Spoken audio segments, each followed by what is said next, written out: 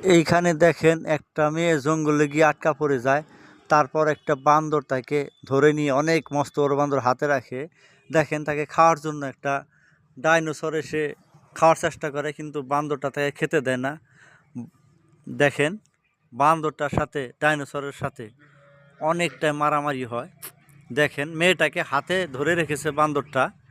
তারপর দেখেন ডাইনোসরটা খাওয়ার জন্য অনেক চেষ্টা করছে মেয়েটাকে, কিন্তু অনেকটাই মারামারি করার পর দেখেন, আপনারা দেখতে থাকেন, অনেকটা ভালো লাগবে।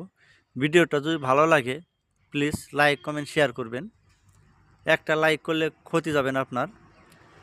দেখেন তারপর এত মারামারি করার পরেও মেয়েটাকে বান্দরটা হাত থেকে ছাড়ছে না, যাতে ডাইনোসরে মেয়েটাকে খেতে না পারে।